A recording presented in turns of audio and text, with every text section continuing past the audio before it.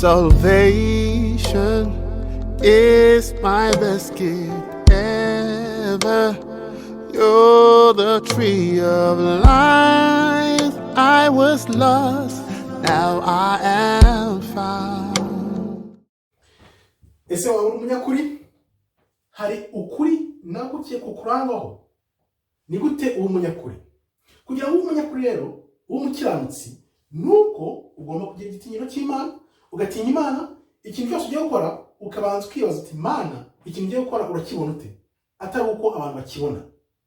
Uko Imana ikibona, atari uko abantu bakibona, uko abantu bari bumve bameze cyangwa se amagambo babivugaho, wowe ukavuga ati Imana irabibona ite?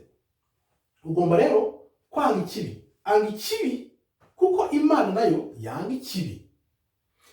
Niba rero utanze ikibi ukagihishira, ni ukuvuga ngo uhisemo satani ntabwo uhisemo Imana. Ntabwo ushobora gukunda satani ngo ukunde n'Imana ngo bishoboke icyarimwe.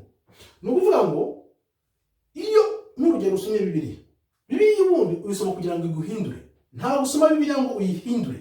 Tuzi neza ko buri muntu wese ashobora kuvugisha Bibiliya icyo ashatse. Ariko se ushobora gutuma Bibiliya ikuvugisha icyo ishatse? Ijambo ry'Imana ryakwandikiye ryakugenewe. Impamvu rero abantu basoma Bibiliya ntibayumve, Nukubera iki? Navuga ngo ibintu bibiri.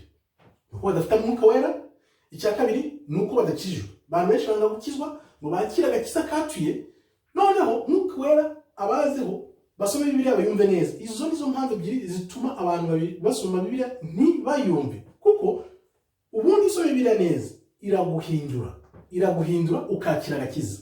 Rero niba wasoma Bibiliya ntiguhindure, ahubwo ugashaka kuyihindura, ni ukuvuga ngo ufite ikibazo gikomeye. Ufite ikibazo gikomeye, ongera ushaka ko wayisoma uyumve, none iguhindure atari woyihinduye.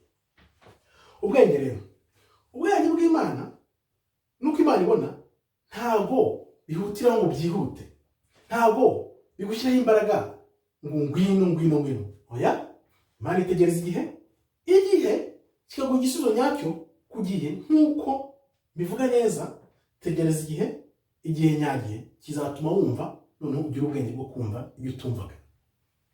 Imana rero, Imana ntikangwa nuko twumva tumeze. By'abantu bavuga ibikorwa dukora, ibyo byose ntabwo bishobora gukanga Imana niyo byagenda gute. Imana ahubwo itegereza wa munsi w'urubanza. Niyo gutegereza, niyo mpamvu dukora ibintu byose twishakiye, Imana ntihita iguhana. Wowe kumva ko wakomeza muri ibyo ngibyo, kuko Imana ntabwo ishyigurwa n'ibyo dukora, n'ibyo dutekereza, nuko twumva tumeze.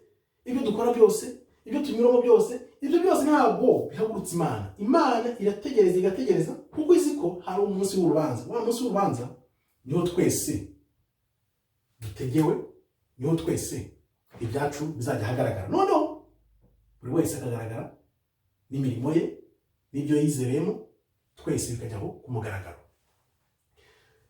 Ukuntu rero wakizwa ukagira kumva, ukagira ubwenge bw'Imana, nuko wakwisura muri weho n'imbere ukareba ibitagenda neza ukihana. Ihane birashoboka ko wavuga uti ndemeye, nari mu mwijima, nari umukozi wa satani, none ubu ndemeye, ndatuye, mvuye ku izima, ngiye gukora umwami Kristo, nkorera Imana kugira nanjye nzabona ijuru. Ni byiza no kumenya ijambo ry'Imana. Iyo uzi ijambo ry'Imana, satani ntabwo ashobora kugushyigura.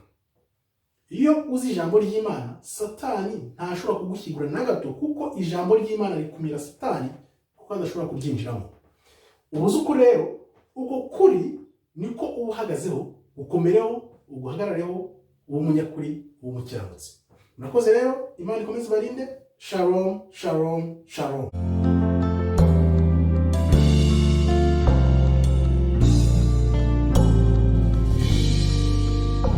Salvation is my best gift ever. You're the tree of life. I was lost, now I am found.